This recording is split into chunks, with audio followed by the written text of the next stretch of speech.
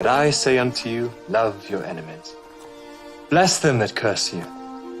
Do good to them that hate you.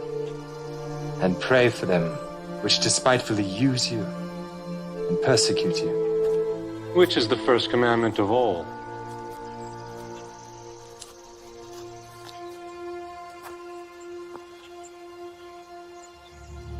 Hear, O Israel, the Lord our God is one Lord. Thou shalt love the Lord thy God with all thy heart, and with all thy soul, and with all thy might, and with all thy strength. This is the first and great commandment, and the second is like unto it. Thou shalt love thy neighbor as thyself. On these two commandments hang all the law and the prophets. Master, thou hast said the truth. There is one God, and none other but He. And to love Him with all the heart, and with all the understanding, and with all the soul, and with all the strength, and to love his neighbor as himself, is more than all the whole burnt offerings and sacrifices. Thou art not far from the kingdom of God.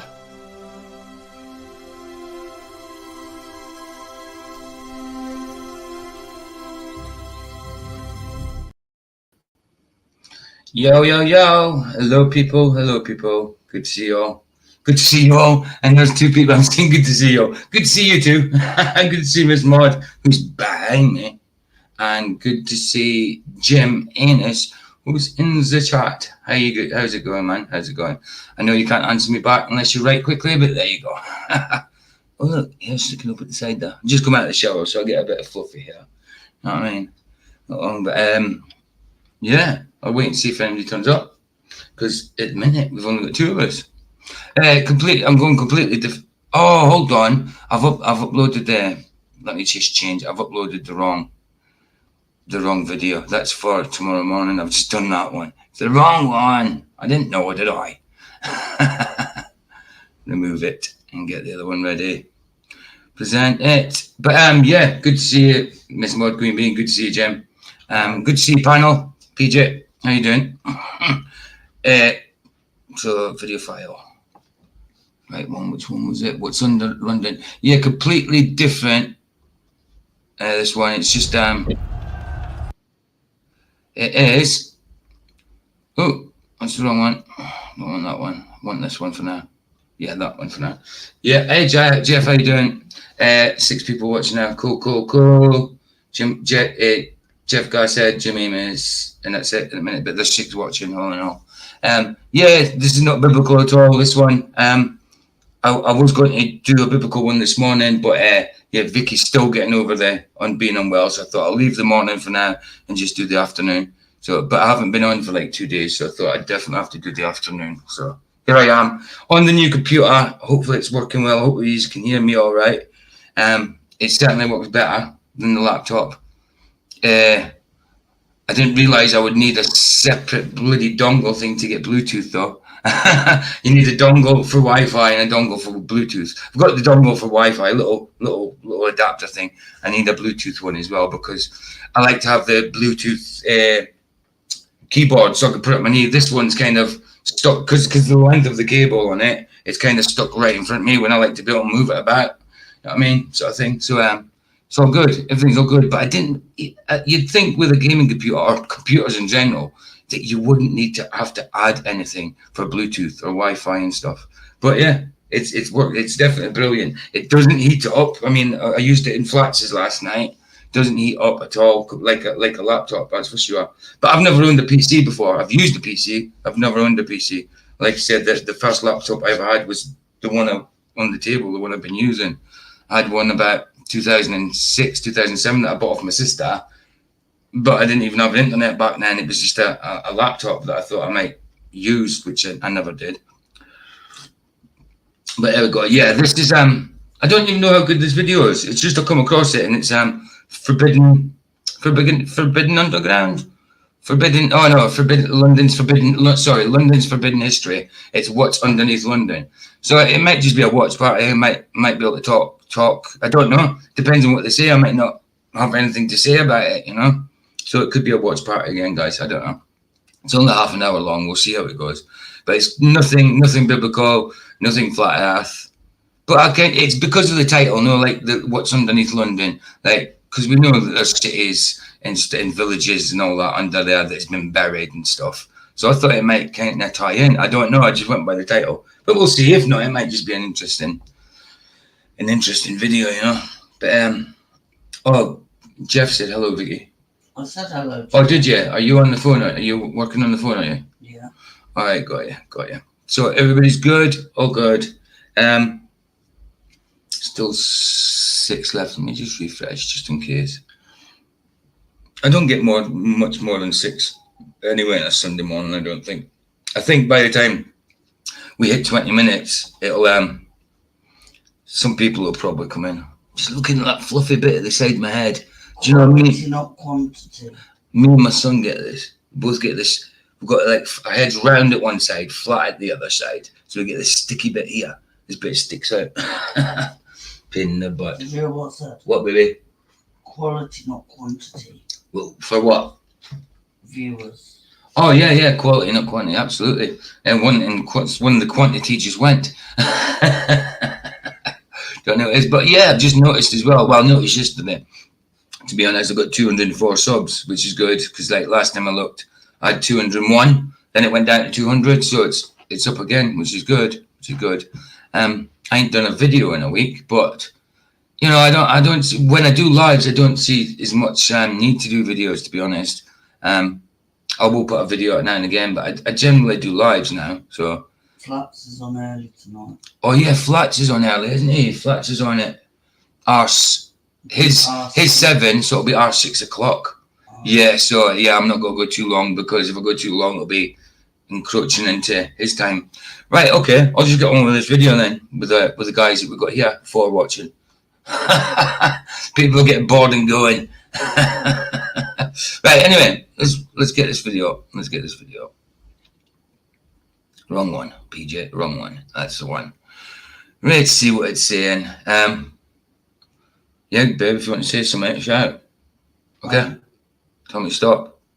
Same as you guys on the panel. Oh, it's just me. Sometimes Roger's here on a Sunday. Maybe he's in bed. Yeah, London was mud flooded, like I said. Well, there you go. It's probably what it's all about. I don't know if that's what it's all about. It just says it's just London's under. Because I'm sharing it through video file, it's hard to remember the blooming titles. Let me just go to my watch later list. I'll go to my watch later list and I'll be able to tell that way because I download them from my watch later list. Oh, this is so much quicker. Wow. It is. I've got a few videos still to get through. Where's it gone? Where have you gone? I haven't had it that long, have I? Here it is. What's under London? London's Forbidden Underground. And it's London's Forbidden Underground, yeah, by R.E. Universe. So I'll put the link in, just in case you want to subscribe, share, copy, and get rid of. And where's the pasty paste? No, I want paste. Thank you, paste. Yeah, that's it. That's the link for it there. But yeah, let's have a go. Let's have a look at it. I mean, like I say, I might not have much to say. It might just be a little. It's only about half an hour long. So if it does go too quickly, I'll put something else on. It might just be, like I say, a little watch party. Because I don't know what much I can say about London's Underground. Because I mean, I've lived in London for about 6 months, but that was just in rehab. So I'm not much acquainted with the. Well, I know bits and pieces. Obviously, I'm in UK. You hear about London a lot. Here we go.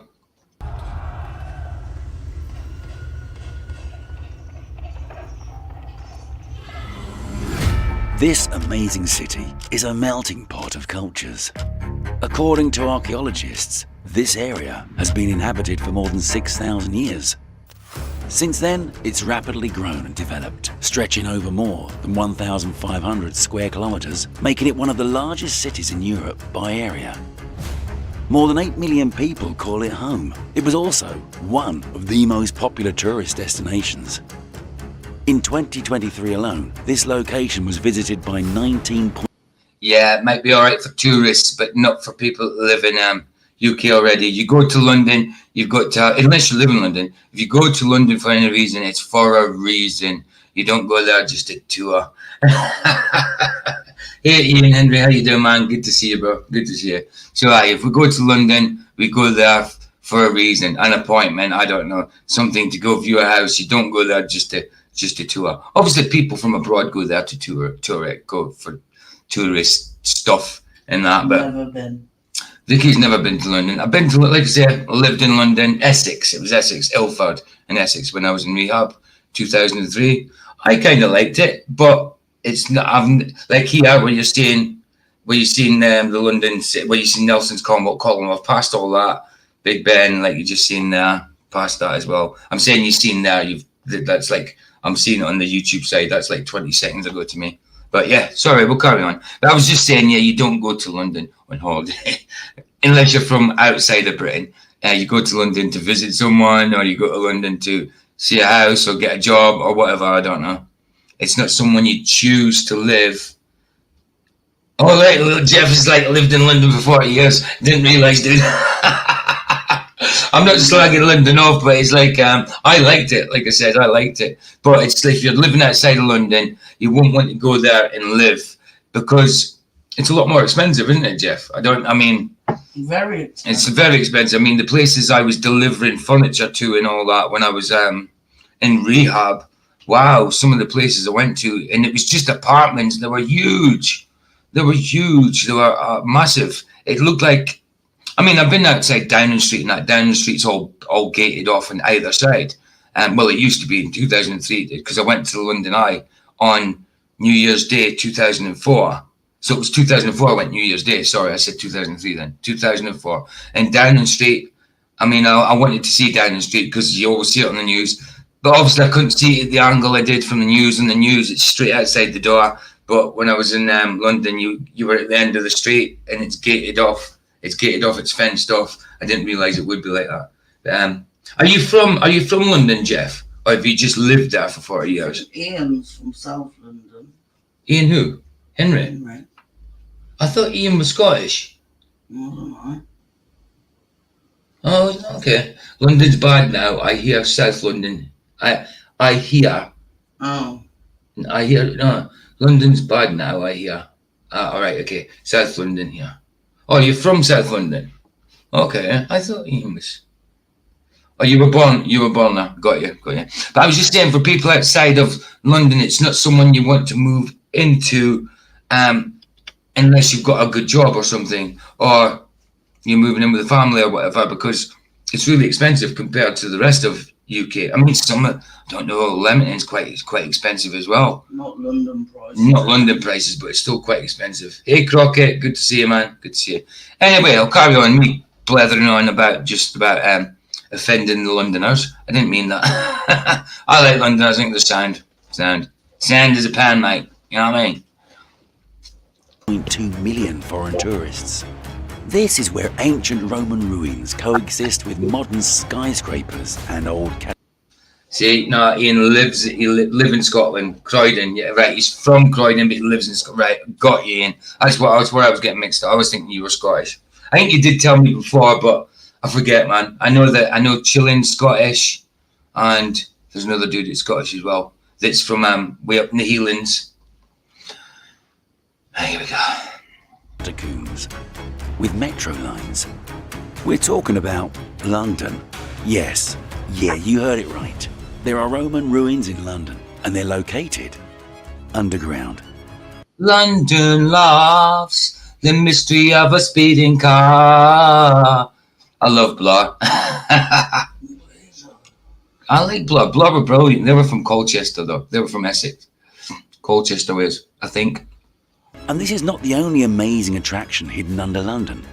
Today we will descend step by step into the underground depths of this amazing city and find out what is under London. The Clink. Have you ever been down by the Clink, Jeff? I used to think, like, in Britain, I used to wonder why people called a prison a clink. It's because there was an actual prison in London called the Clink, and that's kind of underground in the old part of London where the cobbles and that are. It's actually called the Clink. If you go there now, well, in 2004, they still had like mesh puppets. If you look through the bar windows, they still got mesh puppets all railed up in hands, and their hands in handcuffs and stuff. I don't know if you've ever been. It's down by the South Bank, I think, the Clink, round the back of the South Bank somewhere, just off the river. I could be wrong, but I'm sure I've seen a jail called the Clink, I'm sure it was called the Clink. Sure it was. And to watch even more exciting videos, don't forget to like this video and subscribe to the channel. So Jeff was born there, yeah. So you're proper. What part? Mind you, you don't want to dox yourself. Because I was gonna say I'm Essex and all. I lived in Essex, but I knew people from Tottenham and stuff like that. I think Tottenham's North London, isn't it? I knew people from all over. I suppose I was in rehab with them, so yeah, you're all Tottenham supporters, Arsenal supporters, Chelsea supporters, isn't it? Chelsea, Tottenham, Arsenal. Mind you, there's loads of other London teams. Crystal Palace, yeah. I was just wondering. I don't know if they're still in the Premier League. I don't know, because there's lots of. When I last followed football, there's probably loads of people who are in the First Division are now in Premier, and loads of people from the Premier probably now in First or Second. I don't know. The London Dungeon. Yeah, man, the Clink. Honestly, I went past it and it was called the Clink. And looked into it. It was pretty cool. Like, it's good to see it. It's good to see like old stuff. I was born in East London. Oh, you were born in East London. So you were an East Ender then? Ah, nice. You know, Phil Mitchell and Grant Mitchell then, mate. Sorry, dude. Sorry. I mean, there probably isn't E20, isn't there? Because that's EastEnders kind of postcode, isn't it? E20. So there probably is an E20 in London, isn't there? So East London. So is East London like, is that, because like Essex is East, isn't it? I was laughing at you. I know, dude. I know.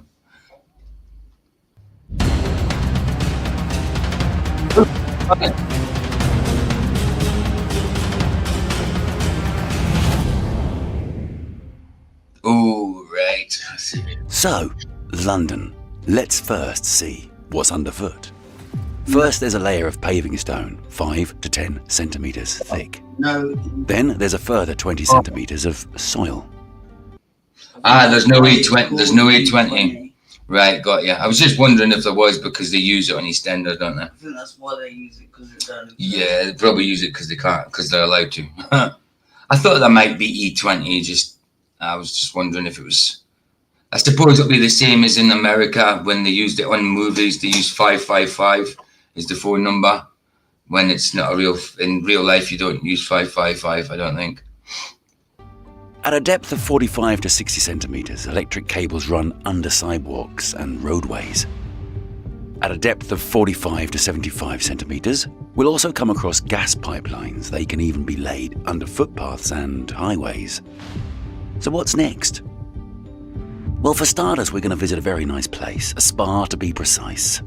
But it's not just any spa, it's underground. To get there, you'll go down into the basement of an office building on Lower Thames Street. It's called Billingsgate Roman House and Baths. And while we're down there, let's bring you up to speed. In 1848, builders constructing the new coal exchange in the London city came across a magnificent Roman building. They realised the importance of the find, so they preserved its remains in the basement of the building. The next stage of the excavations took place 100 years later. In the 1960s, the coal exchange was demolished and a new building was built on the site. Further excavations were carried out there. The ruins were preserved in the basement of this new building.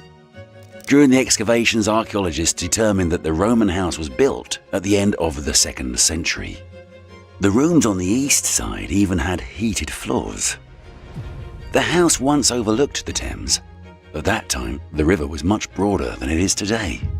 However, this pleasant view was eventually spoiled when the walls were built on the riverside walls, and the house and its large yard were in the shadow.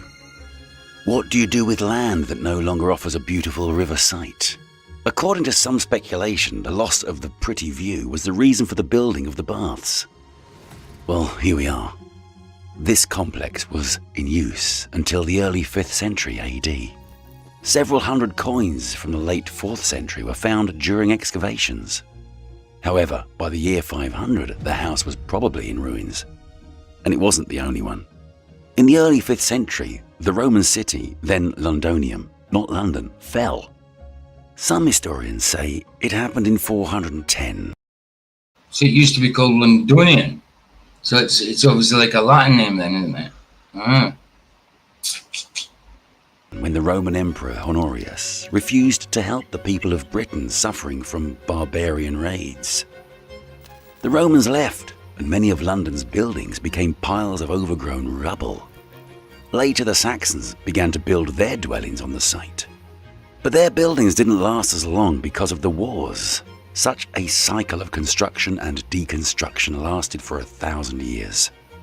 And all this time, deep under the ruins of several eras were the Roman baths and house, which survived the Great Fire of 1666 and the Blitz, the bombardment of Britain by the aircraft of Hitler's Germany. Now, let's go through the Town Hall Art Gallery in the City of London. That's where the entrance to our next location is. Or rather, what's left of it. These remnants are about 8 meters, 26 feet underground, under layers of construction debris and rubble. Back to this one. No, we're not in Rome. We're still in London. More specifically, the Rome.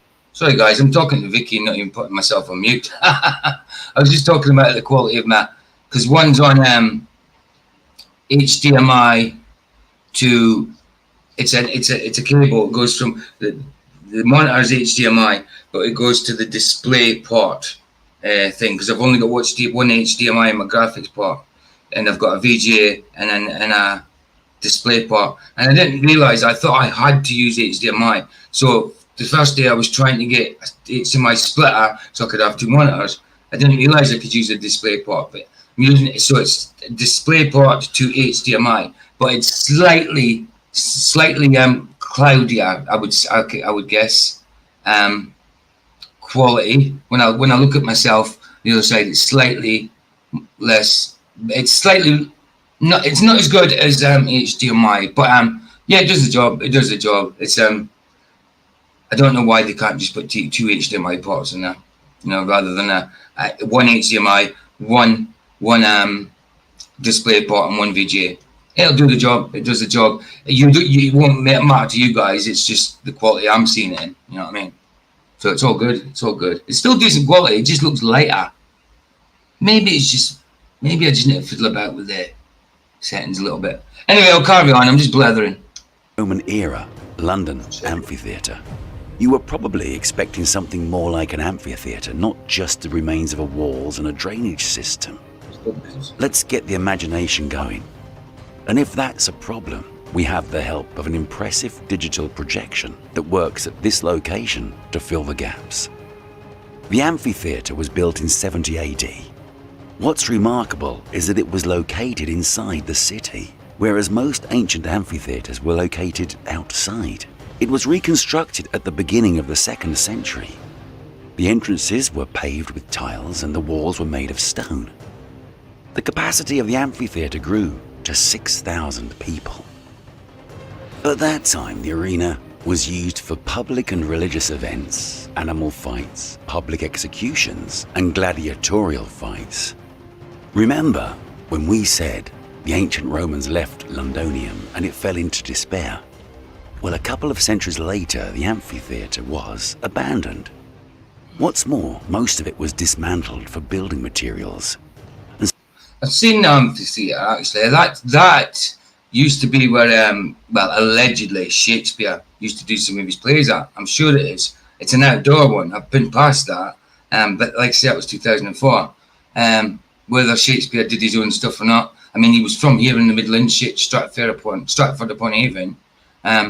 But yeah, apparently he went there to do some of his plays and stuff. How true that is, I don't know. So it looked like this for hundreds of years. The situation changed in the 11th century when the overpopulation of London forced the territory to be reclaimed. According to some sources, in the 12th century, the first London town hall was built nearby.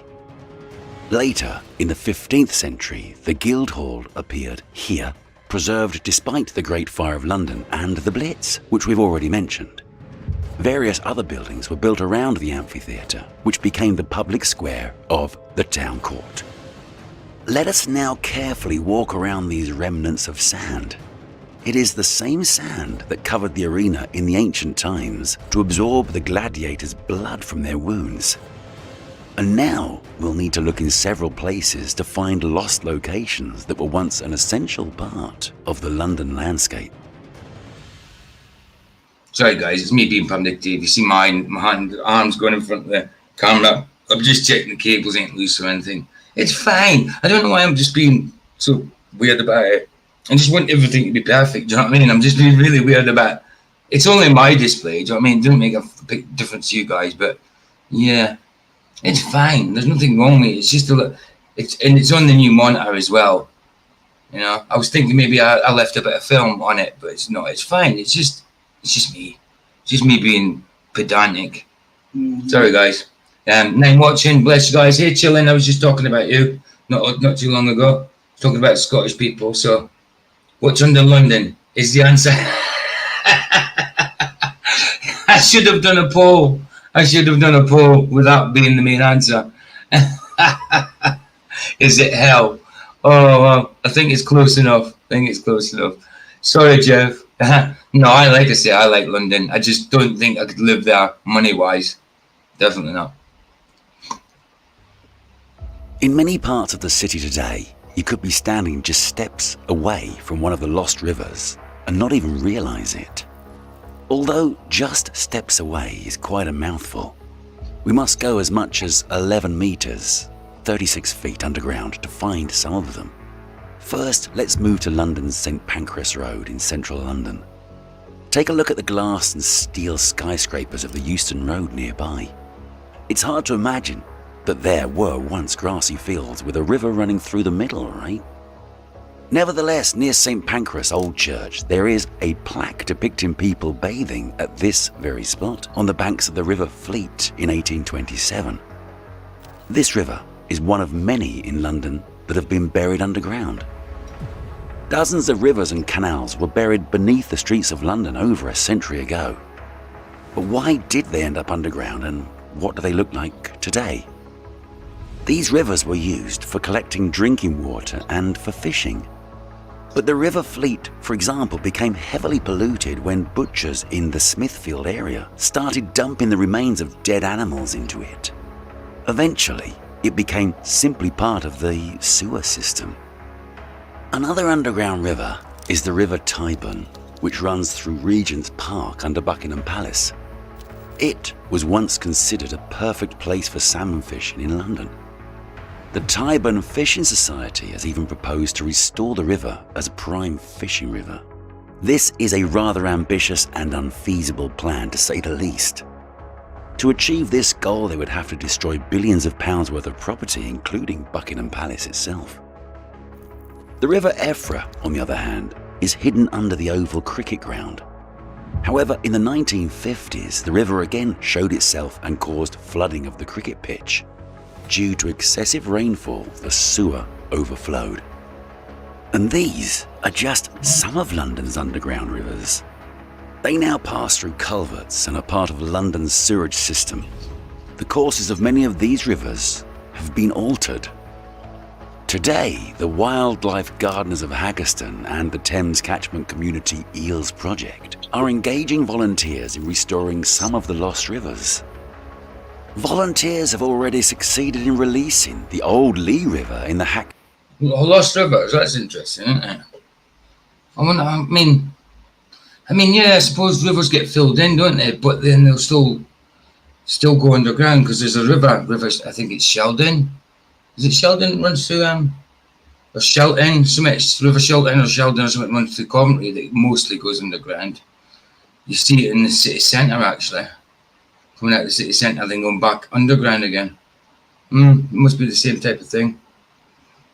Marsh area and the Indian Creek in Albany Park. These efforts not only improve the environment, but also reduce flood risks. Now, let's go 1 more meter down, and in the process, we'll learn an entertaining story. In times of crises and wars, everything changes, and the leaders of countries also have to change their way of life. So Winston Churchill, during the Second World War, spent a lot of time under the ground in a bunker located 12 meters, 40 feet underground. Let's have a look inside. It's quite feasible because now it's a museum at a depth of 12 meters.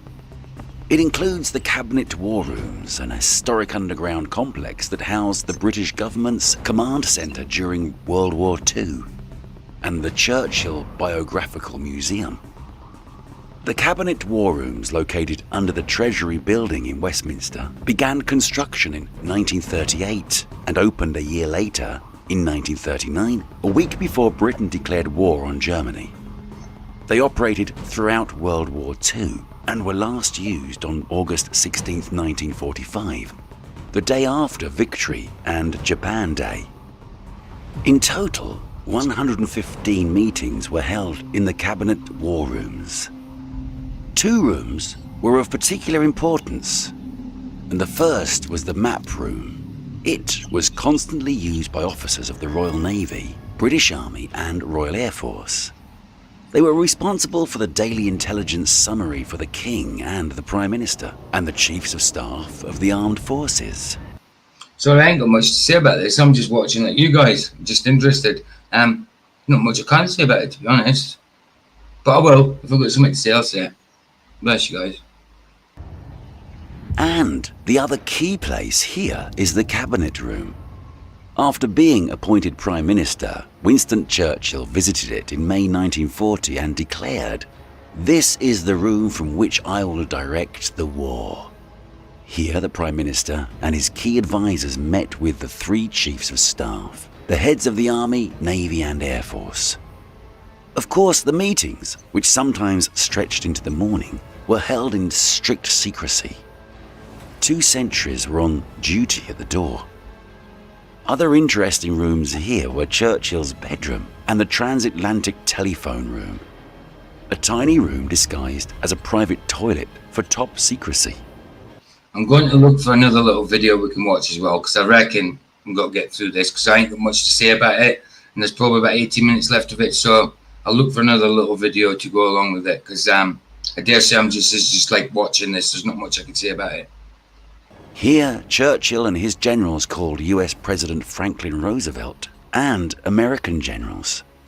The purpose of many of the bunker's separate rooms changed throughout the war, but the facility always included private bedrooms for senior officers and ministers and rooms for typists and telephone switchboard operators.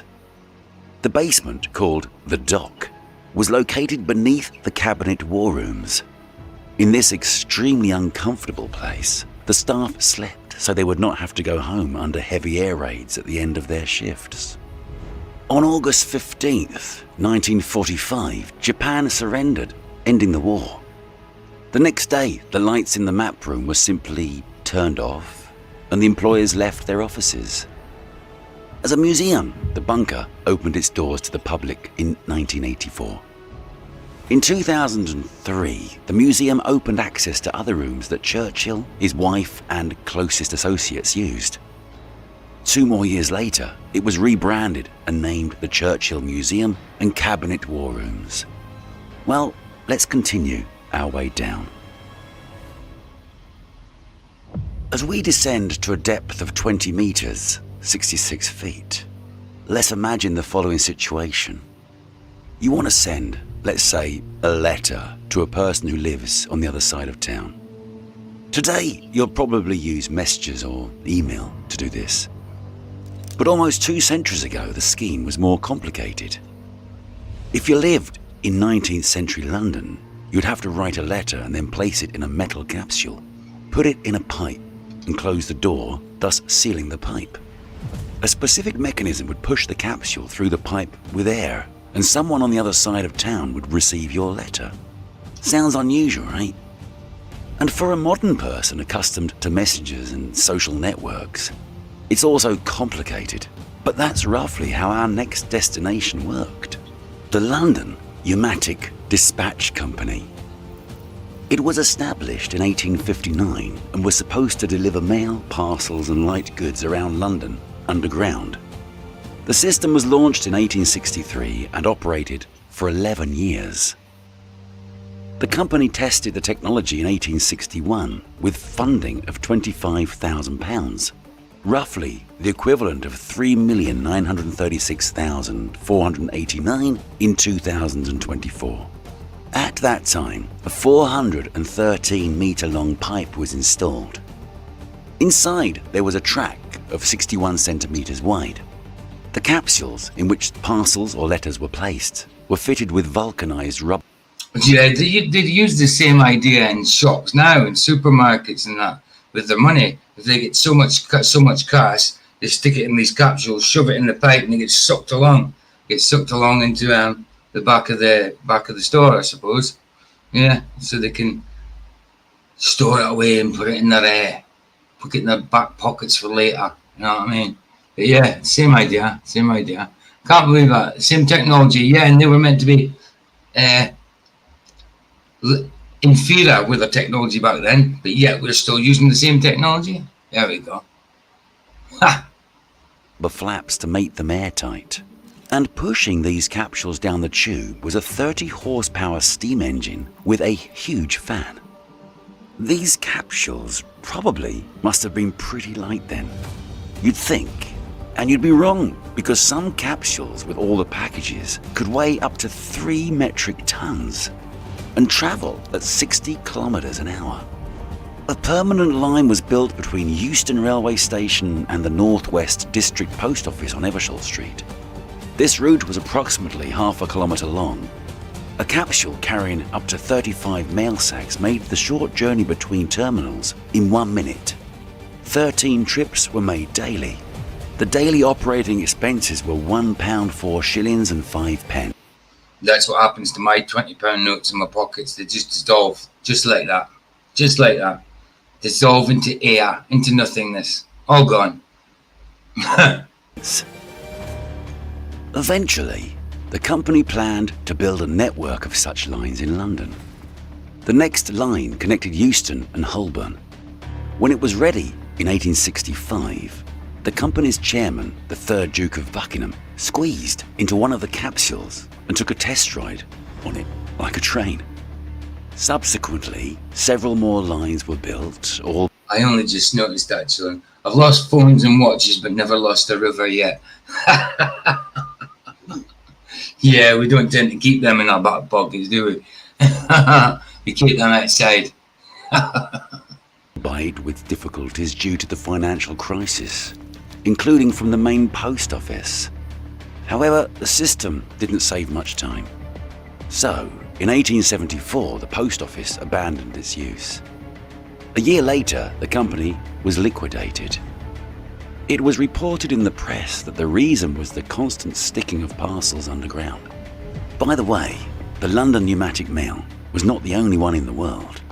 We already told you about a similar service in our video about underground New York. So let's not stray too far from the mail theme and just hop on a miniature train. Don't be surprised by its size. It's specifically made that way, so watch your head when you get on. No. We're on the Post Office Railway, 21 metres, 69 feet underground. These ran under London in the 20th century and were designed to carry mail only. Vicky's just asking if I roboted out yet. She says, I take it you haven't roboted. And I says, no, not that I can think of. So if I have, let me know, but I don't think I have, because usually when I robot it out on the laptop, I'd know about it. It would say connection lost, even though I don't know how they can lose the connection, because it was an Ethernet cable. And then all of a sudden I would zoom forward. You'd see everything that I roboted out on fast forwarding. So if this happens here, let me know, but I doubt it. I doubt it. Doubt it'll happen because I usually get not a notification. Get a notification your computer's about to mess up. No, I get a little warning sort of thing. I can kind of see when it's got to happen because it'll say, oops, lost connection. I did alright for someone that don't know what. Yeah, she did do alright. Vicky did alright for someone that knows nothing about computers. And I don't know nothing about computers. You know, because like, apparently it was more the graphics card we needed than the RAM. So it's only 16 gig of RAM. You can So, thank Michael Kahn for that. yeah, Michael says we needed to get. Michael Kahn says we needed to be more on the graphics card, but it's only because of what he was told. But yeah, it seems to be working fine. I think it was. I was thinking I needed more RAM. It wasn't. It was just the fact that it was a laptop because the laptop had 16 gig of RAM. No, but you got the same RAM, but you got a better graphics. Yeah, I got the card. same RAM, but I got a better graphics card. See, I don't know how it works.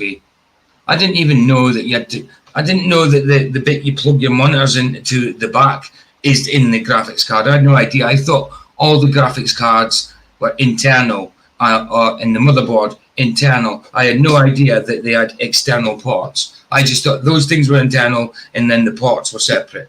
I had no idea. I didn't know I was plugging these monitors into the graphics card. So I just plugging them into the ports as far as I knew. Well, Because that's what I was trying to do. There was one HDMI port, and I was like, wow, I can only have one monitor. So what it is like I've already told you, I've got one that's on the display port, and that's the one I'm watching, the one I'm watching YouTube with, sort of thing. But obviously, HDMI to display port is not exactly the same quality as HDMI to HDMI. is it? Well, it can't. I don't think it can be because it's not exactly the same quality. This one definitely looks slightly inferior to this one. Yeah, So but one's an old monitor.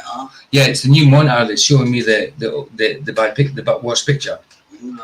So it's the new monitors showing me that. So it's just where it's plugged into. I think it's fine because it doesn't do anything to them. It's just so I can see myself, not see myself, but see what's going on YouTube. You know what I mean?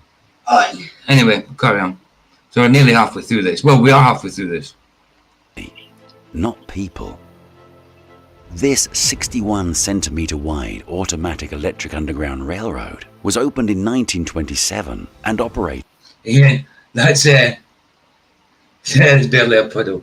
You know, I lose rivers all the time. No, they're just wee bones, wee streamies. for 76 years until it closed in 2003. How did it appear? In the early 20th century, Royal Mail staff were looking for a way to speed up deliveries. That's when they turned their attention to Chicago's underground freight train system. Hey guys, I'm gonna leave this playing and grab another coffee. My coffee's gone cold, so I'll be back in a minute. And so the idea was born. Planning and work went on for a full 10 years.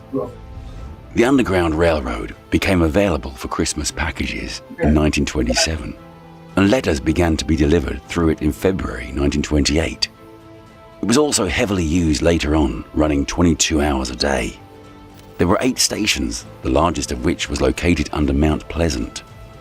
At its peak in the mid-20th century, the system carried out 4 million pieces of mail a day along a 10.5 kilometre underground section at a speed of around 64 kilometres an hour, with terminals at Paddington in the west and Whitechapel in the east. But by the end of the century, mail volume had declined. It was used only at a third of its capacity, and the road became unprofitable. By the early 2000s, only 3 stations remained. According to the Royal Mail, it was 5 times more expensive to use the railroad to transport mail than it would have been to use cars. In 2003, the mail rail was closed and abandoned, and many entry points were sealed off. Other enthusiasts armed with cameras tried to follow in their footsteps. And then, due to an imminent opening of the Postal Museum, journalists were allowed into the tunnels. And in 2017, Mail Rail opened to the public. The very trains, one of which we boarded at the beginning of our journey, became available for visitors. Their track runs, among other things, under Royal Mail's sorting office in Mount Pleasant. So it's time to leave the mini train and get on the regular London Underground train. And to do that, You have to go down to a depth of 24 meters, 79 feet. Look around you, a symphony of iron and plastic. You knew the London Underground was the first in the world, right? Once upon a time, this form of transportation was desperately needed because the roads were clogged with people, carriages, stagecoaches, and horse-drawn omnibuses. The result was the Metropolitan Railway, the world's first subway system. The idea of an underground railroad connecting the City of London with the city centre was proposed. Next, permission was obtained and preparatory work was carried out. For this purpose, a short test tunnel was built in the small town of Kib. Sorry guys, Minnie's the dog, Minnie's the puppy. She was in amongst the, she's underneath the desk, all the cables and that. I'm like, move, just in case she pulled anything out. She was helping. She was trying to help, yeah, of course she was.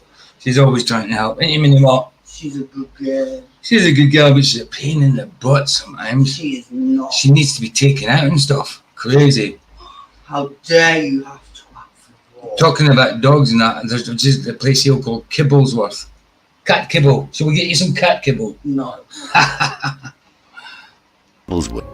It was used for 2 years in the first subway train development, and later, in 1861, it was filled up. The site was not chosen by chance. Its geological properties were similar to London. The psychological environment surrounding the first subway was quite tense. Oh.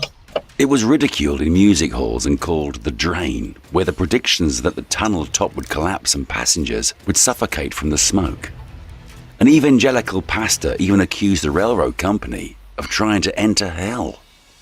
Those who built the subway also had to wade through real obstacles, namely gas, water and sewer pipes. It wasn't an easy task, but the day X came on January the 10th, 1863. The world's first subway station opened. It connected Paddington and Farringdon. 2 trains ran on the new lines. They were, wait a minute, wooden carriages with gas lighting, towed by steam locomotives. A total of 38,000 passengers were carried that day. The subway was a resounding success. People who previously had to spend almost an hour and a half on the road could reach their destination in 20 minutes tops, thanks to the subway. However, in the next 2 days there were unexpected difficulties. Many people wanted to use the subway and the trains couldn't cope. As a result, steam locomotives and cars not designed for subway travel worked. So what's under London? Hidden rivers and subways. We know there's lots of subways. I've taken them a few times. What? And bodies, yeah, there's some bodies there, definitely. On the line. The engines of these steam locomotives created an abundance of smoke in the tunnels. Ventilation in some areas was so imperfect that people in the subway felt ill. But none of this prevented the subway from carrying 9 million passengers in its first year. Over the next 2 years, the line was extended further east into the city to Moorgate and in the other direction to Hammersmith. Other lines were soon added to the growing network and deeper underground tunnels appeared. Gas locomotives were later replaced by electric trains. The first underground electric railroad opened in Gas locomotives, as in gas as in the American terminology for gas, or gas as in gas, like butane or methane. 1890. Today, the London Underground has 11 lines, 272 stations. Every year, its trains travel 43 million miles. And that's halfway to the sun, no less. About the same level. Halfway to the sun, you think? What, so 46,500 miles away? Yeah, sorry, 46.5 million miles away. How do they measure that? I don't think so.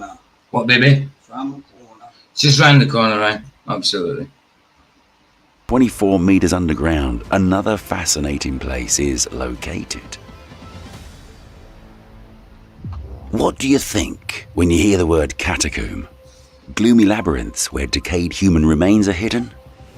Well, that's certainly not the case with the Camden catacomb. When I hear of catacombs, I think of the French one, with all them skulls and skulls and bones and skeletons, all the same thing, are all buried, stacked on top of each other. That's what I think of when I hear catacombs. They were used for another purpose. The Camden Town neighbourhood in northwest London dates back to the late 18th century. It's now home to the street markets and concert venues associated with alternative culture. On average, 250,000 people visit it every week.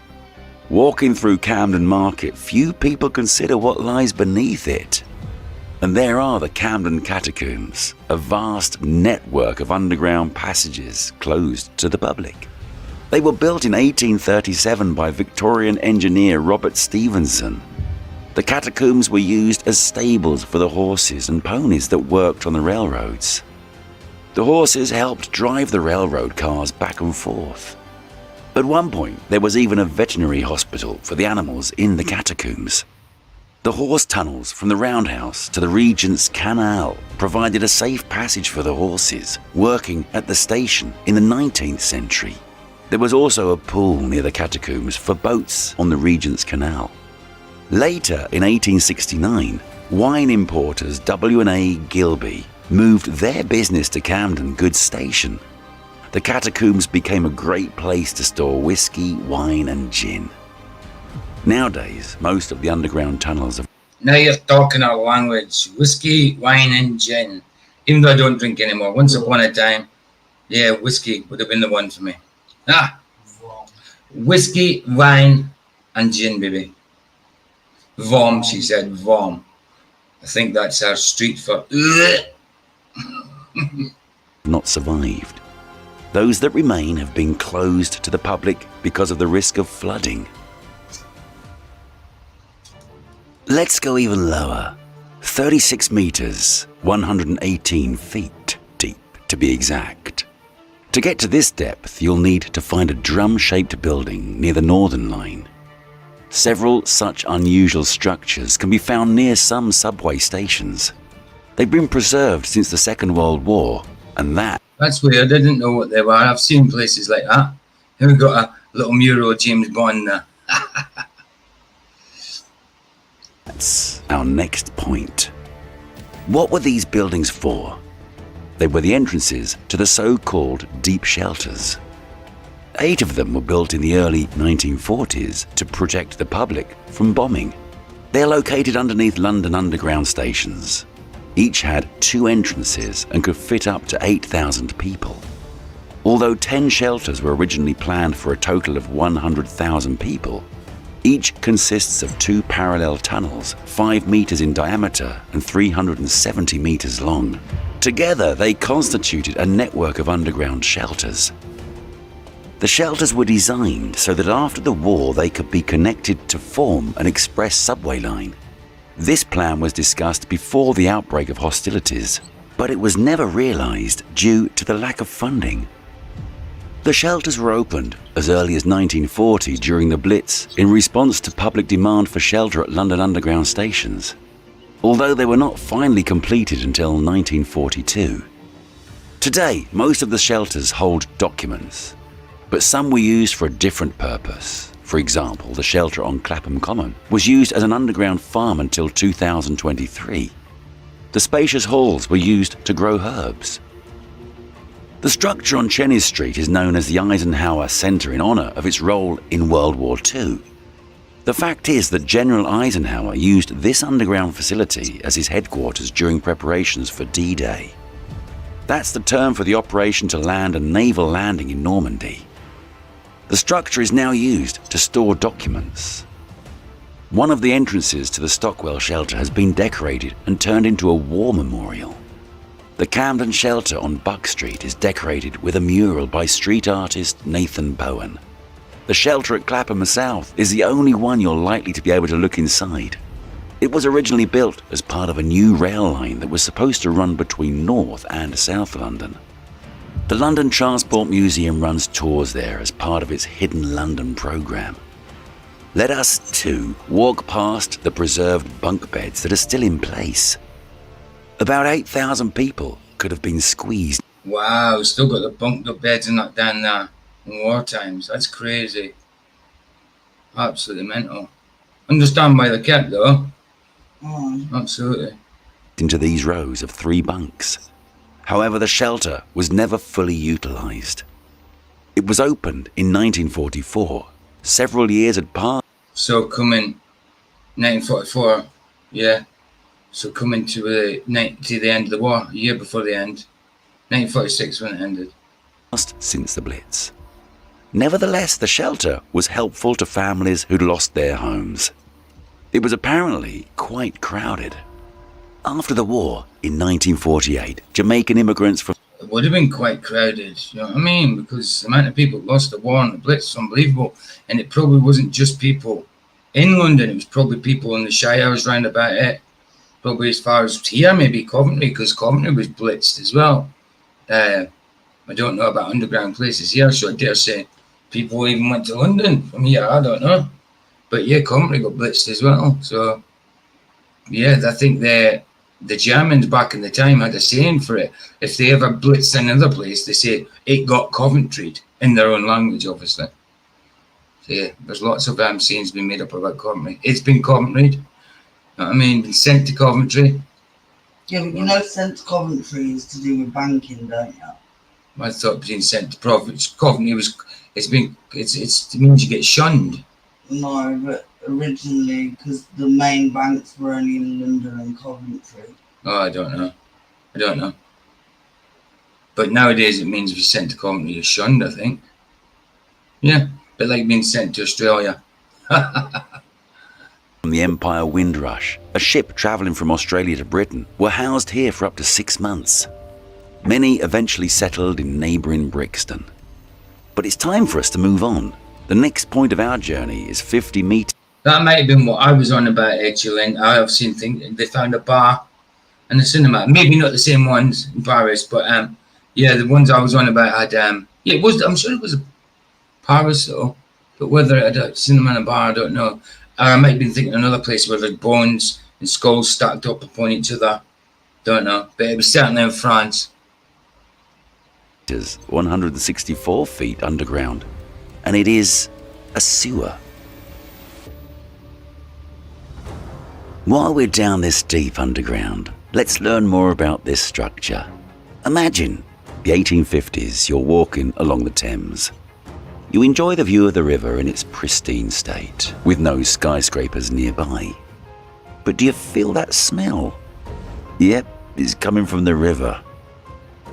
At this time, 2.5 million people were living in London, and those 2.5 million flushed toilet waste down the storm drain every day. And from there, that waste went, yes, into the Thames. The river was flowing sluggishly instead of draining into the sea. The waste was left there, so the river effectively became an open sewer. But for all the pollution in the Big gas build-up.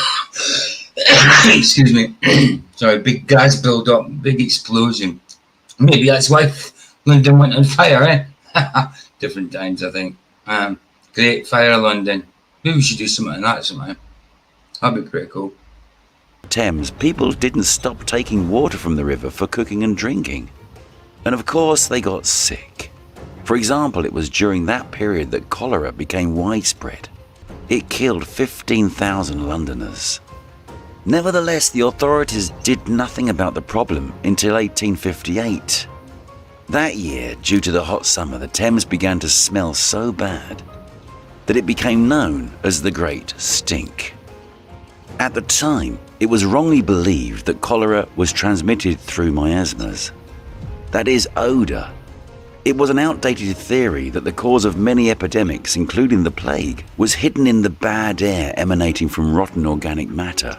So, because of the foul-smelling Thames, members of Parliament became concerned about their health and decided to commission a new sewerage system. The engineer Joseph Bazalgette was put in charge of the construction. Bazalgette decided to build a vast underground sewer system that carried London's waste downstream to the mouth of the Thames, away from the main areas where people lived. The engineers spent 9 years to build 6 interceptor sewers, totaling around 161 kilometres in length. As we've already mentioned, some of London's rivers were also used to create the sewer network. In total, 318 million bricks were needed. Wow. All of this wasn't in vain. Building an efficient... It's a lot of brick. A lot of brick. Sneezing. It's alright, babe. You can't help but sneeze. sewerage system helped to defeat cholera. Typhus also went down. The tunnels are still in good condition thanks to the durable Portland cement. In modern times, there was a need to increase the sewer system capacity. And so the Thames Tideway project was born. And now we're moving through its result, the Super Tunnel. A 25-kilometre long combined sewer. This large tunnel is, for the most part, up to 67 metres underground. But the Lee Tunnel, part of its system, goes down to about 80 metres at Beckton. The tunnel runs under the Thames through the whole of London. Construction was completed in March 2024. Tests will be carried out and the tunnel will be up and running as early as 2025. The cost of the project was £5 billion. Wow. Yes, London's fast-growing population has led to the appearance of advanced sewerage systems. But what about the water system? It's at about the same level, 10 to 80 metres, 262 feet underground to be exact. We're at the Thames Water Ring. Before the Thames Water Ring was built, water was mainly supplied through water pipes that were located just below the surface. Most water pipes were weakened by corrosion and couldn't cope with the huge amount of water volume, and the need for drinking water was only increasing. The construction of the ring made it possible to reduce the load on these water pipelines and to maintain them properly. As a result, most of them are still in operation today. By the way, the oldest of these water pipes dates back to 1838. The main part of the Thames Water Ring was constructed in 1988 to 1993. As a result, about 8... Totally off the subject. I remember saying, he was just talking about 1800s. I remember saying to Flats the other week that when I was a kid, I'm 48 next month. Yeah, 48 next month. So when I was a kid, say about 10, there was people still alive from the 1800s, like the late 1800s, obviously. But now, like as a kid, yeah, they were still alive. Some people still alive from the 1800s. Like now, me being an adult 30 odd years later, yeah, there's nobody alive from the 1800s, not that we know of. And if God promises them to go by, then there wouldn't be. Like nobody would be over 120 year old. So yeah, there's nobody alive from the 1800s. I find that crazy. And there was when I was a kid. And we're now in the 21st century. Crazy, man. For a second. No, we're in the 21st century. Oh, wait. Yeah. Yeah, because we're in 2000 and something. Mm. Yeah, we're 21st century, not 22nd. Well. So it used to be called 20th Century Fox. Oh, now it's 21st Century Fox. Remember? Right, this one's about to finish, so I'll put one on. It's about 15 minutes long, saying if I was God, I'd send people to hell too. Something like that. Something like that. Oh, right back to the start. Okay. Let's go there. The appearance of advanced sewerage system, 1988 to 1993. As a result, about 80 kilometres of concrete tunnels were built connecting large water treatment plants in the western part of London, with pumping stations in the central districts with the highest water demand. Building the structure cost about £248 million at the time, which by today's standards equates to about £665 million. Today, this system carries up to 1,300 million litres of water daily. This amount could fill 520 Olympic swimming pools to the brim.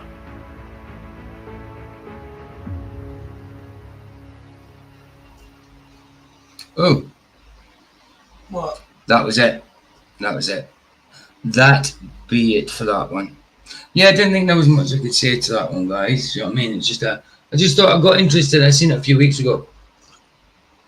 and I thought I'd give it a try. You know what I mean? But yeah, there was not much I could really say to it. So well, I'll put on another one, but I don't want to go too long anyway because of flat starting early. I don't know if he's on a pre-show or anything. Sure. He's having an after show, so I dare say he'll just be on MDD at my 6 o'clock GMT. But yeah, just have to check out. Just have to check out for notifications. Right, let me go get this. Is this other video? There it is. Open. Address every complaint you could possibly have. Right, so yeah, it is. Sorry, it was called. Yeah, it's a if I was God, I'd send people to hell too. So let's see what they've got to say. I haven't looked at this one either. It's been in my watch later list for a good while. So let's see what they got to say. Anybody saying anything in chat? Anyway, guys, thanks for coming in chat. It's always good to see you. You're always faithful. Like I say, I said it before. It's good to know I've got a little crew that comes. It's brilliant, man. Don't care that it's only 11 people. People turn up. It's excellent. Quality, not quantity. Quality, not quantity, as Vicky keeps saying. Absolutely. Right, here we go. Let's watch it, see what's saying. I don't even know who it's by. I just grabbed it, put it in my watch later list. Thought, oh, it's an interesting title. Let's see. I'm going to address every complaint you could possibly have about hell in order to convince you that the Christian view of hell has no flaws and actually is necessary to bring about the best possible world. And if I don't convince you, tell me why in the comments and I promise I'll respond to any question you ask. No exceptions. But if I do make you think twice, then you have to subscribe. Okay, so first of all, God does not want anyone to go to hell. There are a lot of examples of this. He definitely doesn't want to know everybody to go. He doesn't want anybody to go hell at all. He wants everybody to be with him. Obviously, he knows that's not going to happen. He knows the beginning from the end. He's out of time. But he doesn't, obviously, it's not his wishes for everybody to go to hell. But is there discipline? Well, it's not even discipline. Is there punishment for not choosing him? Yes, there is. It's called hell. But a couple of them are 1 Timothy 2, where it says, "This is good and pleases God our Savior, who wants everyone to be saved and understand the truth." And in the book of Ezekiel, he says, "As surely as I live, says the sovereign Lord, I take no pleasure in the death of wicked people. I only want them to turn from their wicked ways so they can live." The only reason God doesn't always punish evil immediately is because he's being patient for our sakes, giving us as much Too honest, too honest. Quality honest with that upper looking face. Not quantity honest. I get you, bro. Funny. time as he possibly can, so that we will repent and turn to him and not have to go to hell. Okay, well, if he doesn't want to send people there, then why does he do it? Why did he create hell in the first place? Well, it's kind of like us sending people to prison. We don't want to send people to prison, but if they're running around ruining society... I don't know. There's a few people I won't mind sending to prison. I've been to prison myself, but there's a few people I won't mind sending to prison. Absolutely. Would I really want them to go to prison? Would I prefer them to not do what they're doing? Absolutely. But if they are doing what they're doing, then prison, off you must go. I mean, I did things wrong and went to prison, so why not? For all the innocent people out there, then there's no choice but to put them in a separate area. In fact, it would actually... No, Ted Bundy shouldn't have gone to prison. He didn't do much wrong. Misdemeanor. be less loving if we let them run around freely, letting them do whatever they want. As we explain more directly in this video, in order for heaven to be a place of no pain, suffering, or evil... Hey, Lev Kung Fu Shaolin, how you doing, man? Good to see you, bro. We can't allow people who do evil to enter it. And if you don't believe in God or the afterlife, well, that's actually worse for your case. Because you have to admit that condemning someone to a life sentence in prison is effectively the same as sending someone to hell, in that they're basically deprived of good things for all of their conscious life. And if we're dishing out these life sentences all the time, how can we get upset at God for doing the same thing? Now you might say, well, one reason we get upset is because people get actively tortured in hell. Why does there have to be all the fire and brimstone? If they don't want to be in heaven, why can't God just leave them alone? Well, it's funny you say that, because that's exactly what happens. God does leave them alone. It's just that people don't realize what that entails. What you need to realize is that God is the source of everything good. So that means He's love, peace, hope, truth, friendship, our Father, our identity. Anything virtuous comes from God. That's it. Anything evil, anything that's not edifying to the body of Christ, is either from us or Satan. Simple. Our Savior, everything. So if you don't want God, or if you don't want to be with Him in the afterlife, as many atheists have admitted, then you're not going to have any of those good things. The place you go to has no love, no peace, no hope, etc. The only things left over are things like fear, anxiety, shame, disgust, hopelessness, guilt, regret, and self-loathing. And you're going to feel all of these emotions at the exact same time and 100 times more intensely than you've ever felt them here. Because at least here on Earth, God isn't completely absent. Anyone who doesn't want the source of all good things. No, he's not absent. People say he's a benign, like God, he's not there. He doesn't do anything. He does. He still answers prayer. Still talks to us through the word. You know what I mean? And teaches us through the Holy Spirit and guides us. Just because you don't hear him audibly or see him, it doesn't mean you say he's not there. And if you're not getting an answer from God, maybe it's something that's within your life, or maybe it's in His timing. You know. Will naturally create the most horrendous evil world possible. Because if nobody does any good things in that place, then the only things left are things like arrogance, selfishness, lies, etc. And if you let that play out over an eternity, well, I'm sure you can imagine how terrible that world could get.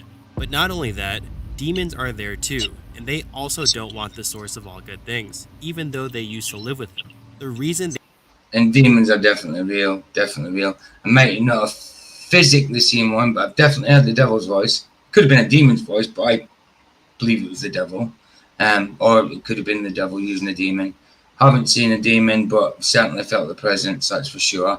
Like I say, if you see a vampire, a bloody alien, then I think it's a demon, or a ghost, some kind of demon. they were cast out of heaven is simply because they But they're certainly real. They're certainly real, whether people get possessed by them or just influenced by them. Yeah, they're real, of course. didn't want to obey someone else's rule, so they went off and did their own thing, and hell is what resulted from that.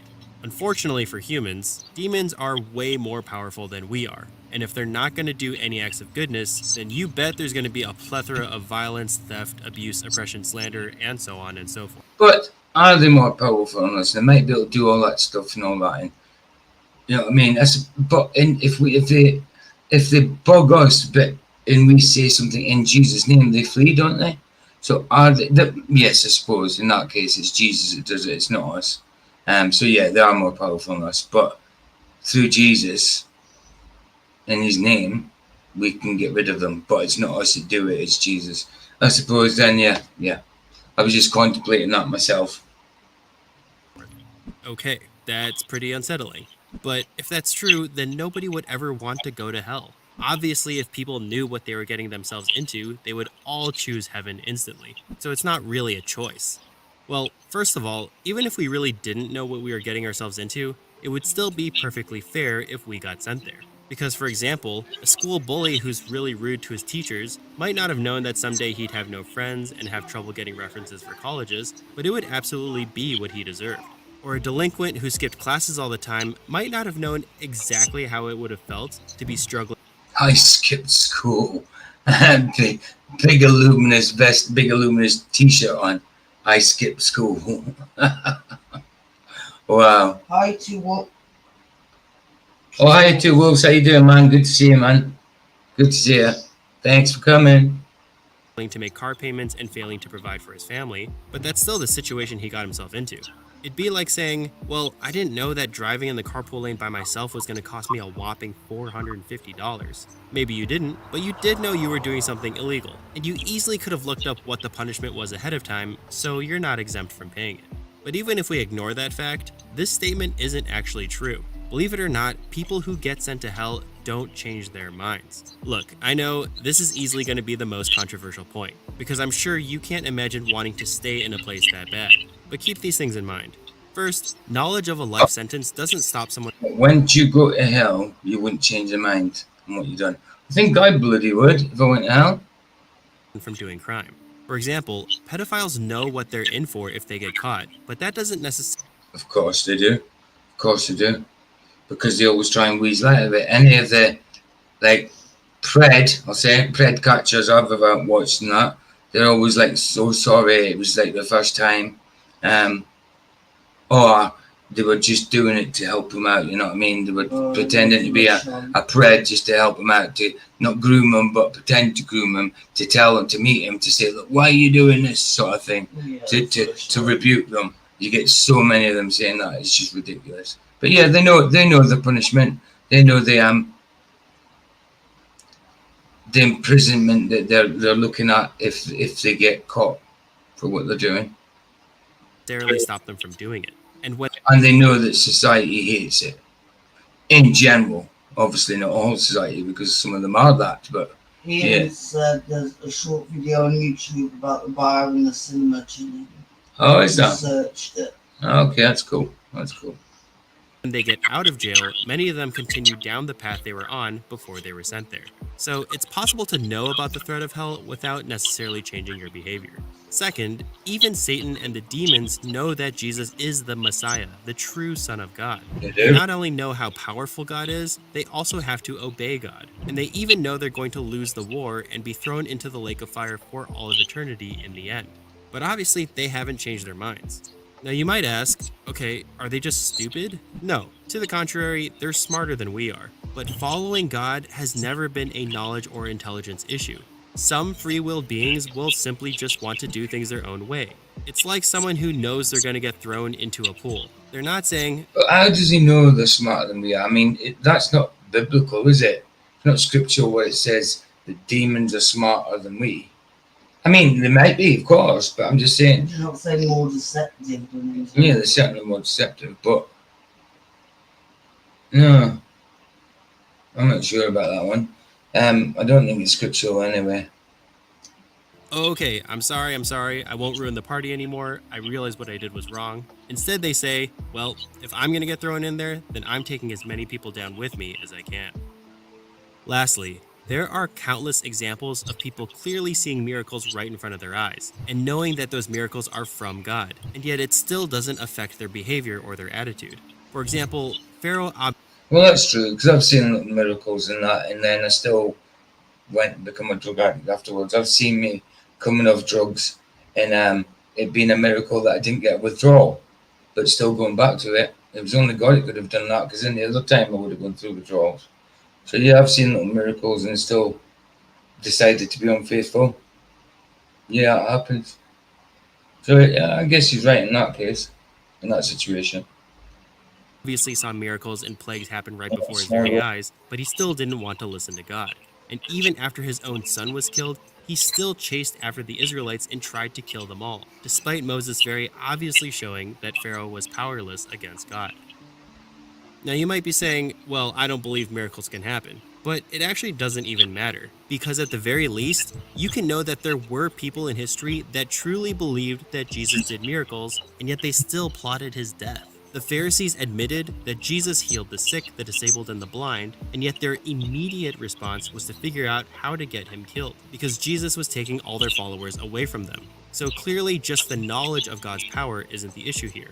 There are countless more examples, but I'll just wrap up with the clearest one, in which Jesus talks about a man who... I mean, even if we haven't got personal experience, we certainly have got knowledge of God's power through Scripture. Without a doubt.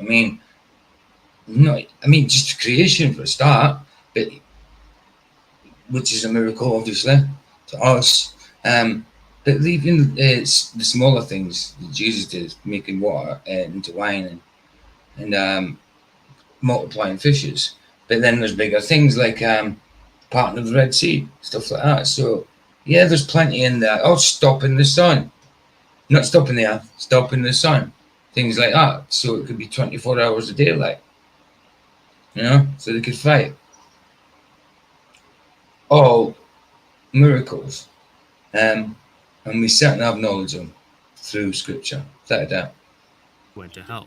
In this story, there's a homeless beggar named Lazarus who goes to heaven, and a selfish rich man who goes to hell. But the thing is, once this rich man goes to hell, he doesn't ask to get out. He doesn't even ask to go to heaven or change his attitude.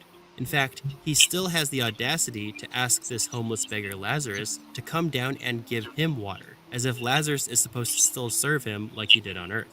Now, there are two possible reasons why he doesn't ask to get out. One, the rich man realized what he deserved, and he knew that what he got was fair punishment. Or two, the rich man doesn't even want to get out. He still wants his life where he's on top and he has power over this homeless beggar, and he can decide what happens instead of God. So the bottom line is, Or all of the above. the only people who get sent to hell are the ones who would never change their mind no matter how many chances they're given. Like the pedophile who, no matter how much therapy he gets, no matter how much punishment he incurs, and no matter how much he sees the pain of his victims, once he escapes prison, he will never stop doing what he wants to do. And so if those people need to be locked up forever, then that's absolutely what they deserve. What all of these things eventually boil down to are simply different reasons for stating that God doesn't judge fairly. Now, don't get me wrong, it's not bad to ask these questions in and of themselves. You should be thorough when examining people's views, and also humans are just naturally curious. But when you notice yourself getting really upset about the decisions God's made, that suggests that you think God isn't making the right decisions, which ultimately means you think you could make better decisions than God. That's before we go on, Ian Emery put the catacomb things in the chat. It's only three minutes long, so let's have a look at that quickly. Actually, let me put it over here first. There, and let me just share it.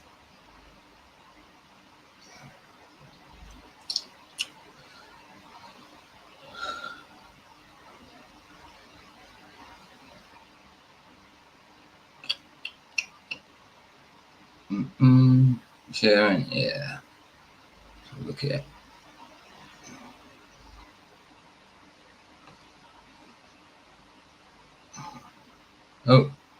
Hidden away beneath the city. This is the Weisberg Channel, and the Catacombs of Paris are an enormous series of tunnels hidden away beneath the city, spanning over 200 miles. The underground cemetery was initially built to house the remains of dead bodies that were overtaking the cemeteries around the city at the time. As the population kept growing and the city expanded, there was very little space to accommodate the growing remains of the deceased citizens. This left us with an unnerving series of tunnels filled with dead bodies arranged in the creepiest way possible. Currently, only a small section of the catacombs is open to the public, and the rest is off limits. Still, this doesn't stop thrill-seeking individuals from entering the winding pathways of the tunnels, only to get lost, never to be seen again. However, there are some that have found a way to make this place their own, as is the case with a particular group of individuals who managed to make their own private theater inside the catacombs. In September 2004, while on a training exercise, the police found a secret, fully equipped cinema in one of the catacombs' restricted areas. The cinema could house around 20 people and was even equipped with a fully stocked bar, dining room, salons, electricity, and even phone lines. What's curious is that the entrance of the cinema was guarded by a sign which warned people to turn back because of a construction site ahead. This, of course, was not true, and when the authorities moved in to check it out, the sound of barking and growling dogs could be heard from the darkness. Police later found out that it was a recording producing the sounds, likely to ward off unwanted visitors. There was also a camera snapping photos of anyone who entered the space. 3 days later, the police returned, accompanied by experts, to see exactly where the electricity was coming from. However, when they entered the room, they found that the phone and electricity lines were cut, and a note was left behind in the scene, and it read, "Ne cherche pas," or "Do not search" in English. But who exactly was responsible for this elaborate project, and what was the purpose?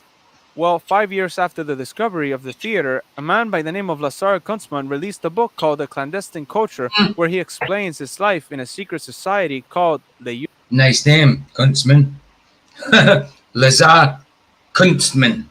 Nice name. Nice name. Vicky would like that name. Kunstmann. Kunstmann, yes. With a K. Best name ever. Kunstmann. Kunstmann. Ah! A UX. lot of them. Turns out that the underground cinema was built by a subset He says she knows a lot of them. Kunstmans. Yeah, me too. Not the male either. No, they're not all male. group of this underground society. The group was called La Mexican de la Perforación, or the Mexican of the Drilling Yeah. in English. This group of individuals focuses on conducting underground excavations and is just one of the many subset groups that form this secret society. Thought to have over 150 members, La UX have been responsible for many clandestine restoration of old historical sites around Paris that have been neglected by the Parisian government. Their story is very interesting, and several books have been released about their exploits in Paris. Links can be found in the description. Thank you for watching, and for more content like this, consider subscribing, leaving a like, comment, and remember to stay smart. Oh, what's going on? Right. There we go. There we go. Let's go back But to this one. even aside from pride, there's just one It's just when I do it, it just plays automatically. Doesn't wait for me, it just goes. Yeah, carry on. This one's halfway through, so yeah, after this one, I'm going to play out with one of Mr. Super Sidewinders. I think it's Mr. Super Sidewinder and another lady this time. Can't remember her name. Maybe Larissa or something. It's one of his latest videos anyway. So, or maybe it is his latest one. But I'll play out with that. crucial problem with that. It's actually impossible to know if God ever sends anyone to hell unfairly, because not only do we have to have all the necessary information to know what the correct punishment should be, but we'd also need the necessary power to implement that punishment. For example, you might think that someone who stole a ball from a child is a huge jerk, but in reality, they might have just thought they were playing with the kid, and that they have memories of chasing their older brother around when they were young and thought they would do that for this child.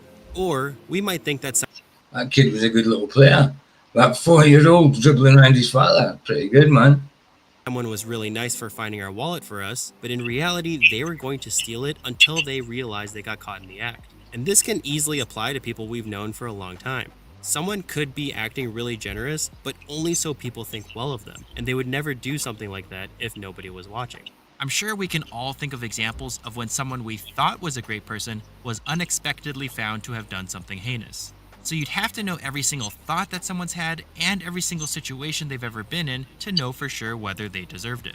And even if we knew that, we'd have to know what series of events would make someone actually want to change their heart and not just reluctantly obey like the demons do. So not only would we have to know a person's entire life history, but we'd also have to know every possible future that might arise from every possible punishment. And of course, even if we did, we'd have no power to make that punishment happen anyway. So it's all pointless trying to assert our own intelligence in the end.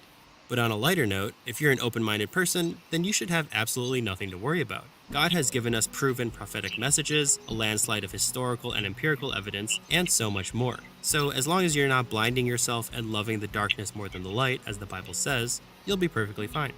Okay, so by this point... Absolutely. Like I say, you were born into sin, so something, and we're carnal beings, so we are going to sin. But as long as we're sorry for it, you know what I mean? And repent. Is if you're living in sin, that's different. You have to change your ways. If you just swear or something like that, then or lie or something, then you've sinned. But you ask forgiveness, and all's forgiven. You know, hence what Jesus did. What he did.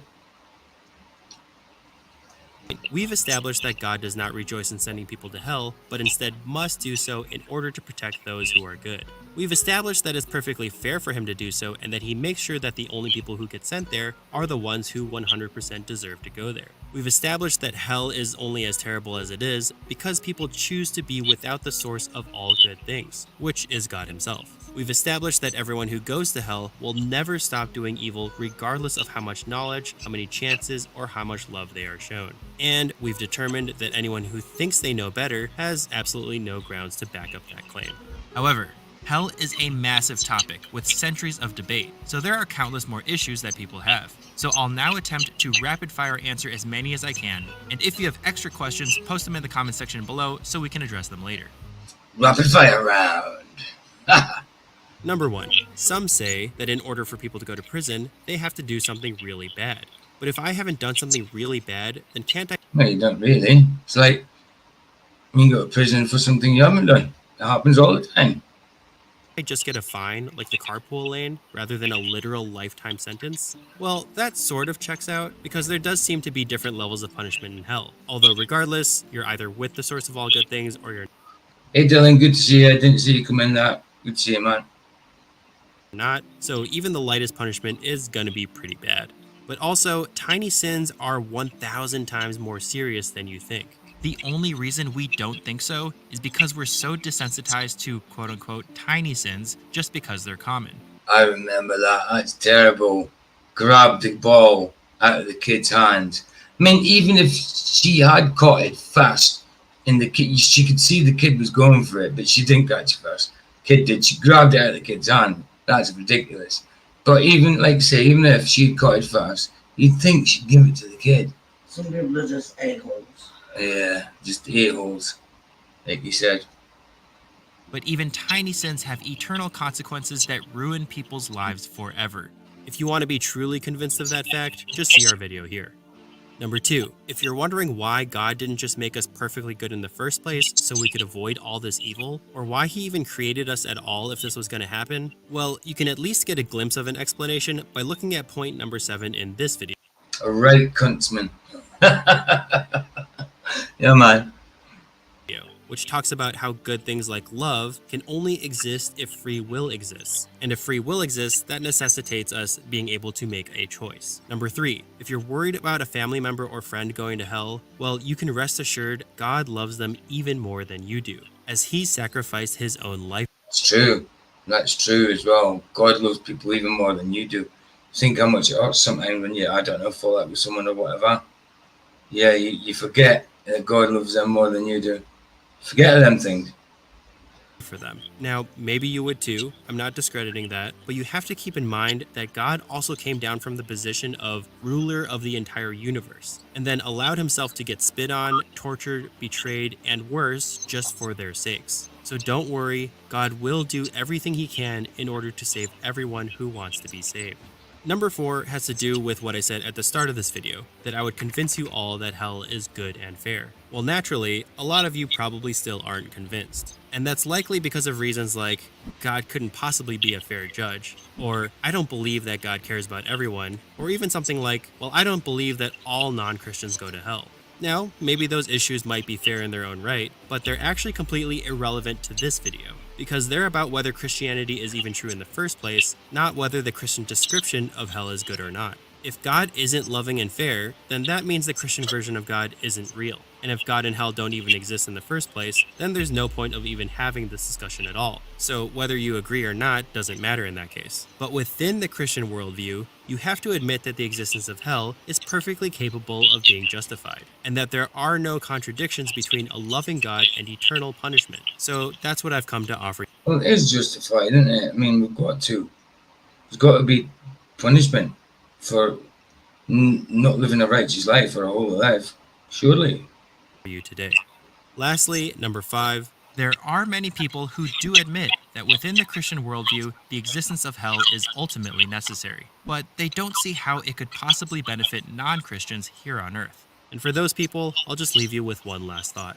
I've made a lot of analogies to prison, but despite that being fine for a metaphor, we all know that in real life, our justice system isn't always good. Sometimes innocent people get thrown into prison for life, and sometimes It's certainly not. Like they said, lots of people go into jail for things they haven't done, and lots of people got off with it. Well, case in hand. If he did do it, I mean, I don't know for sure. I mean, it certainly looks like he did. I don't know OJ personally, so how am I meant to know? the absolute worst, most guilty people just roam free, even if everyone knows exactly what they've done. When the guilty go free and our justice system doesn't work, we feel like we have to But he did get prison later on, didn't he? He got 9 years for something. Can't remember what, but he got 9 years for something later on in life. take matters into our own hands, because otherwise there just won't be any justice in the world. The problem with that is that when we try to administer justice ourselves, we perpetuate this cycle of violence and revenge. Someone starts by doing something bad to us, and then we feel like we have to pay them. What did you say? He's dead. OJ is dead? Yeah. I didn't know OJ is dead. Since when? Yeah, not that long ago. Oh, I didn't know OJ died. Oh well. Hey, go ahead, Barry. Hey Barry, how you doing, man? Good to see you. Yeah, I'm probably about to finish in about 5-6 minutes. Just the end of this video. Then I've got to play a music video by Mr. Super Sidewinder. I go on a bit longer, but Flats is got to be early tonight on Modern Day Debate, so I've got to go and do a few things before that. Otherwise, you know what I'm like. I usually go in like 3-4 hours, but yeah, got to finish not too long. So when did he die? April the 10th. April the 10th this year. Yeah. Oh, so it was this year. I might have heard of it. Yeah, I might have, but I just forgot about it. Okay. Yeah, but good to see you, Barry, man. Them back for it, so then they feel like they have to pay us back for that, and it just ends up going back and forth forever because neither side will ever be satisfied. But if there is a God and he really is the ultimate judge, then we don't have to worry about No ifs. Definitely. that anymore. Hell ends the cycle of violence. It stops us from needing to get revenge. In some crazy way, the existence of hell actually gives us peace here on earth. Because deep in our hearts, we long for justice. We long for people to get the correct punishment they deserve. And nothing can satisfy that except a perfectly fair, eternal judge who knows everything and never gets anything wrong. There's nothing we can do here on Earth that will even out the incredible amount of evil that's been done. Even putting the worst people to death doesn't suddenly erase our suffering. But someday the righteous will pass into eternal life, while the proud will pass into eternal judgment, and life with God will be so wonderful and beautiful and perfect that we will hardly even think about the past anymore. And Amen to that. What, babe? I would hope to think that before he died, he told his kids the truth. Well, yeah, Because they've absolutely. got to live with it. Do you know what I mean? Well, that's right. That's right. But I doubt it, to be honest. No, but if not for his peace, then at least his own kids. Well, aye. in that time, we will know without a doubt that everything we've been hoping for, everything we've ever wanted, is fully and completely satisfied by being with God. And all will finally be right with the world exactly the way we have been hoping for our entire lives. Thanks for watching, and God bless.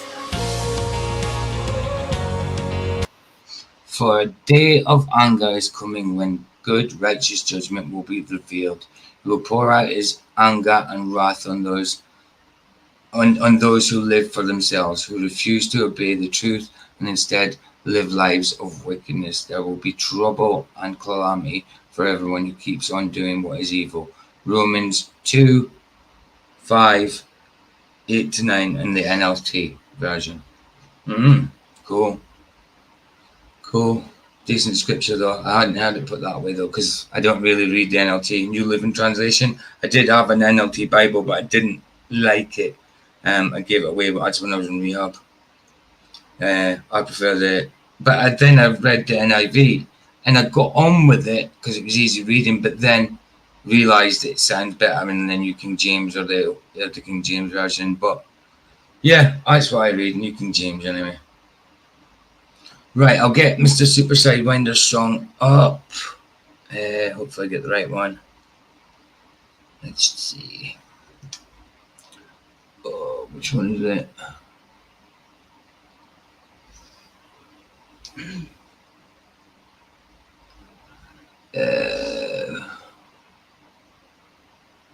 Where's it gone? Video playback. Yeah. Is it that one? I think it's this one. Can't remember the name of it. Hopefully it's the right one. Yeah, I think this is the right one. So I can't remember the name of the song. It doesn't tell me on the file either. I should have actually typed it out. But you'll know it. You'll know it anyway. You'll know it as soon as it comes up.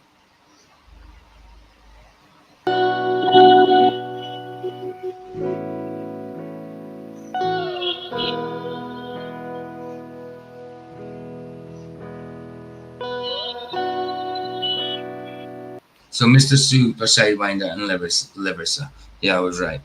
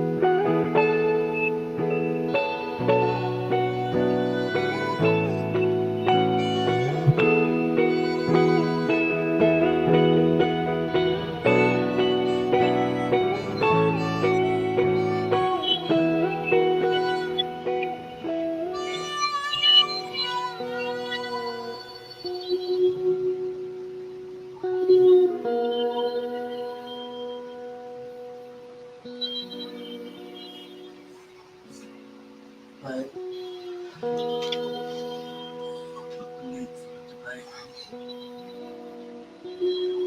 On MGP. That'll be that then. That'll be that. That was excellent. I like that. It was soft, very soft. But I remember the song. Can't remember who did it though. Can't remember. We couldn't see the debate on Flat Sword, so I just got it So on that's Modern Day that. Debate. Yeah, that's a link for Modern Day Debate. I don't think Flats is doing it on his. So yeah, there's a link for Modern Day Debate. Every time he tries, it just either sound messes up or the visuals mess up or something. I thought because people are in different time zones, they might be able to tell better off that. Yeah, of course. What is it? Or so MDD's already put it up with Flatswood and that. All right, cool. I don't know if Flatswood will try. He might do, but I think he said last night no. I think he said he was going to have an after show, didn't he? Aye. Something like that. So yeah, see you in Flats's tonight, guys. That's it. Nice one for coming. I would have gone a bit longer, but I've got a few things to do before that. So 2 hours. what? Just about In about 2 hours, yeah. I've got to go hours. shopping and that. So yeah, nice one, guys. Sun up. Bless yous. Here the sunset's free. It's free. Indeedy. Ta-da. Bye.